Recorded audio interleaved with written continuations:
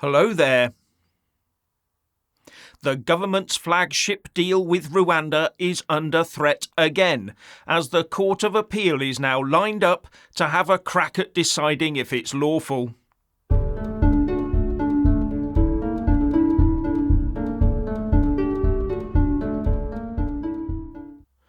Now, if you haven't already done so, please do subscribe. Click the little bell, select all, and then like and comment below.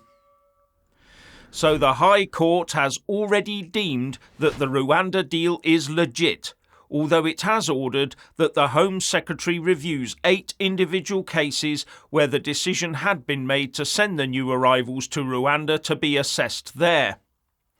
But the High Court has also now agreed to allow the case on whether the Rwanda deal itself is lawful be sent to the Court of Appeal.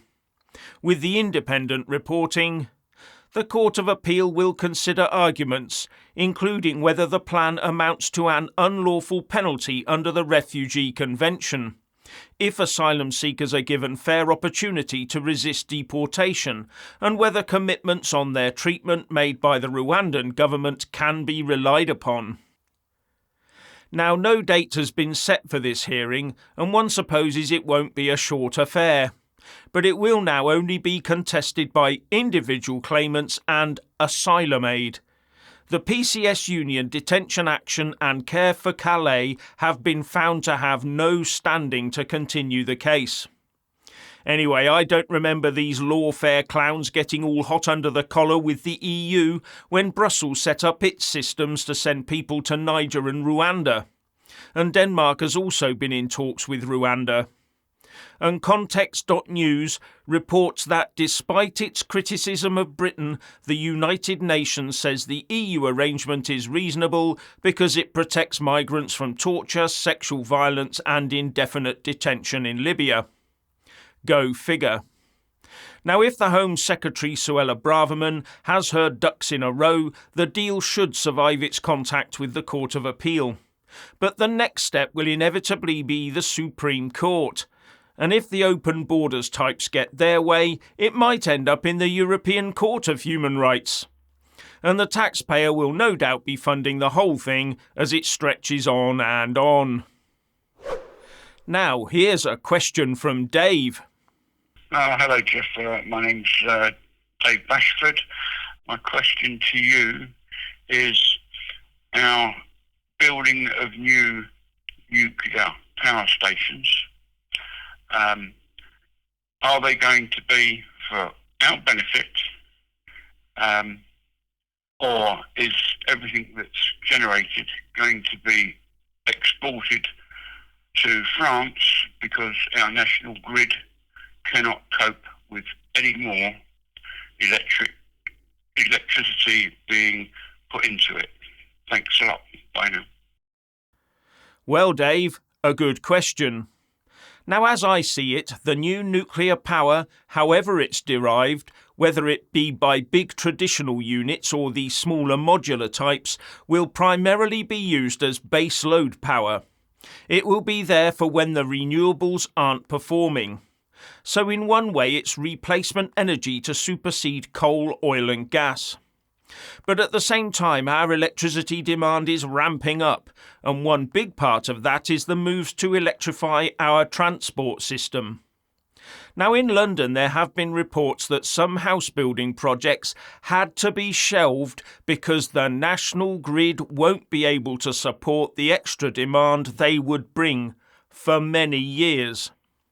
That's if we could generate enough electricity anyway. As far as I can tell, we'll need to quadruple or quintuple our generating capacity and do the same to the grid. And then there's your question about exporting electricity. Our total interconnection capacity is 7.44 gigawatts, with France, Ireland, Norway, Belgium and the Netherlands. But the French connection is only 2 gigawatts. And right now, as I put this video together, the total UK electricity demand is about 41 gigawatts. Hugely more than that one interconnector. And France's demand will also be in that ballpark of ours of 41 gigawatts. So unless we build much higher interconnection capacities with the likes of France, there isn't the capacity to export a huge amount of electricity. And if we did, they'd be paying us for it, I assume. The one thing that worries me about nuclear is who gets the contract and in whose pockets does the money we use to pay our electricity bills end up. So holier-than-thou Labour Party politicians go around pointing the finger at the Tories for using private healthcare. But then we find out that the Shadow Health Secretary Wes Streeting, Shadow Home Secretary Yvette Cooper, Shadow Levelling Up Secretary Lisa Nandy and Labour Deputy Leader Angela Rayner have, in the past, all accepted the services of private healthcare facilities. Something that the vast majority of their constituents will not be able to afford. And I wonder how many more Labour politicians are keeping their heads down over this one.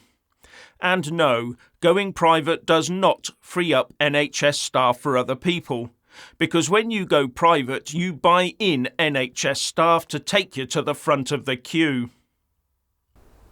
So what's this new transport snarl-up we're hearing about? Well, we all know about the problem with electric cars, whether there's going to be enough electricity for them or enough batteries.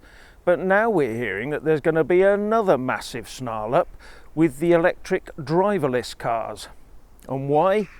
Because in the end, these driverless cars won't need drivers. You won't need a driving licence to get into one and operate it. All you need to do is sit in it, tell it where to go and read a newspaper.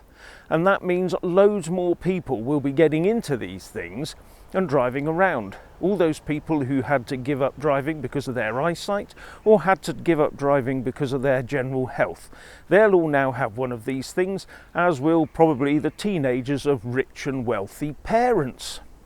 So we're going to have loads more of these things on the road, and they reckon, according to this report, that there's going to be 85% more congestion. So of course that'll mean congestion charging for these so-called clean electric driverless cars. You can't make all this up, can you? You just can't make it up. I just wonder how much more we've got to take of all of this stupidity. Oh well, never mind. Let's see what tomorrow brings. And that is if there is enough electricity to support them all, and very importantly, if there is enough connectivity and processor horsepower to steer them all. And now we have another question, this time from Steve. Hello Jeff, this is Steve from the Wirral. My question is about MPs and party manifestos. Now, we know that the vast majority of election manifestos become works of fiction once the person is elected as an MP. It is similar with party manifestos and policies. So, my question is, would it be viable to make these manifestos and policies legally binding in the form of, say, a contract? I'd love to hear your answer and your thoughts on this. Thank you very much, Jeff. Cheers. Bye. Well, this is a knotty problem. Politicians make promises, take the money, and then fail to deliver. It's a constant theme, a constantly disappointing theme.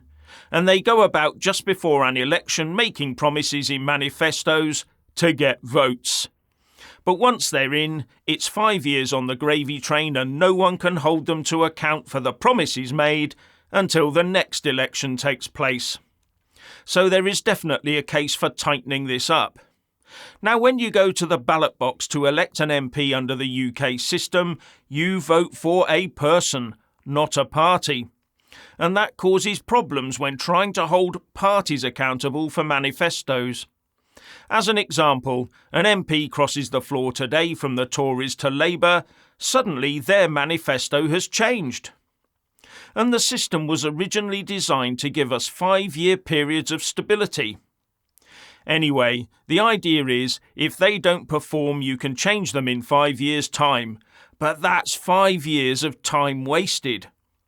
Now, if we did put in place a legal system to ensure manifesto performance, together with sanctions for non-performance, or even routes to specific performance, then every single manifesto would be just as worthless as the current ones, because they would be full of wind and ambiguity and have huge amounts of small print at the end in legalese get-out clauses.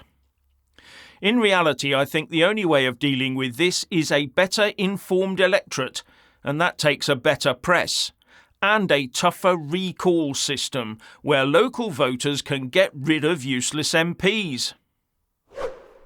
Now don't forget to leave us your question on 07999 297 611, and we might play it out and answer it on the show. And if you do find a video of interest on social media, please email the link to jeff@jefftaylor.tube. And now over to Richard for some musings.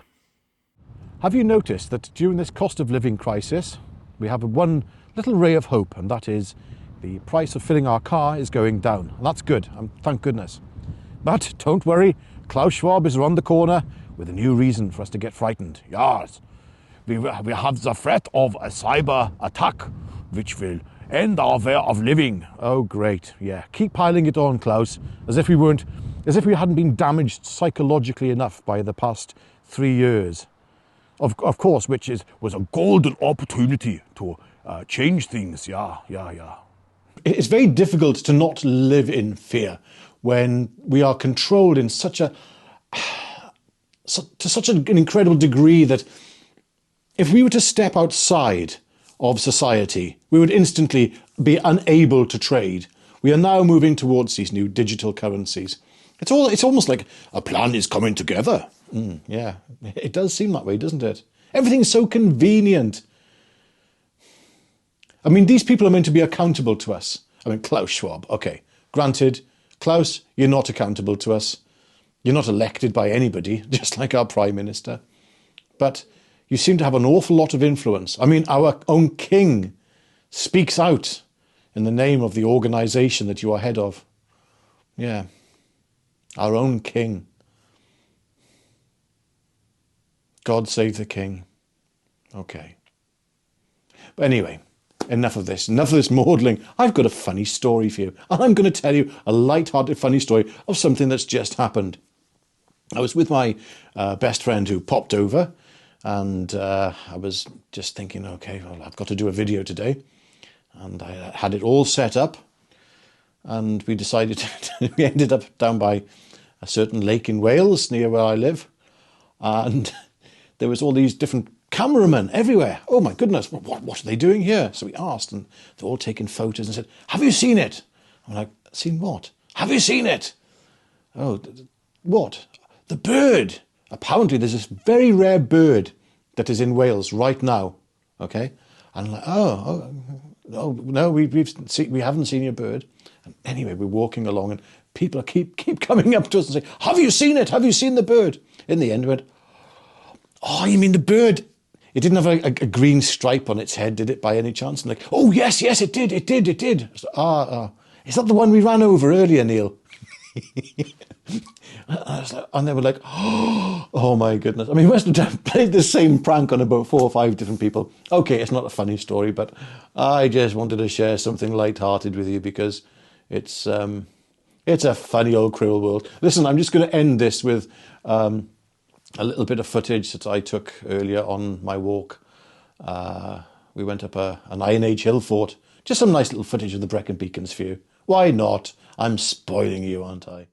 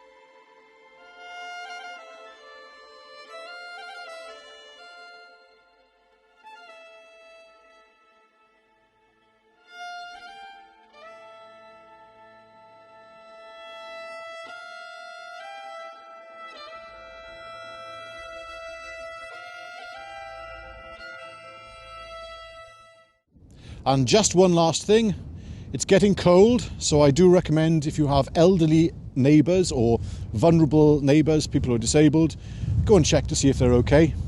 All right? Okay, take care. Lots of love to you all. Bye now. Thank you, Richard, especially for the vistas. And finally, when subscribing, please don't forget to press that little bell and also select the all option, or you won't get any notifications when I publish a new video. And thank you all so much for taking the time to watch the show.